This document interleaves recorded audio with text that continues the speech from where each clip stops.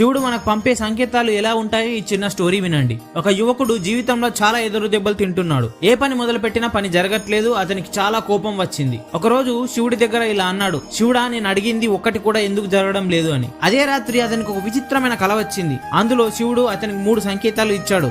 మొదట పగిలిన పాత్ర చూపించి ఇలా అన్నాడు, ఇది నీ గతం, దీనిలో ఎన్ని నీళ్లు పోసినా నిలవవు, నేను ముందుకు వెళ్లకుండా మనుషులు, అలవాట్లు ఇవన్నీ నేను నీ జీవితం నుంచి తీసేశాను. దానికి యువకుడు ఆశ్చర్యపోయాడు. అతను నిజంగానే గతంలో ఉన్న చాలా మంది ఇప్పుడు అతనితో లేరు. రెండవది మూసేసిన తలుపు, ఇది నువ్వు వెళ్లాలనుకున్న దారి, అది నీకు మంచిది కాకపోవడంతో ఈ తలుపుని నేను మూసేశాను. అప్పుడు ఆ యువకుడు అడిగాడు, మరి నాకు సరైన దారి ఏది శివుడా? సరైన దారి వెలుగు. శివుడు తన త్రిశూలంతో దూరంగా ఉన్న ఒక చిన్న వెలుగు చూపించాడు. అది నీ దారి, అక్కడికి చేరడానికి నువ్వు బలపడాలి. అసహనం, భయం, తొందరపాటు ఇవన్నీ నిన్ను వెనక్కి లాగుతున్నాయి. శివుడు అతని హృదయంపై చేయి పెట్టి ఇలా అన్నాడు, నీ దారి నీకు కనిపించకపోవచ్చు, కానీ నేను మాత్రం నిన్ను చూస్తూనే ఉంటాను. యువకుడు నిద్రలేచేసరికి గ్రహించాడు, జీవితం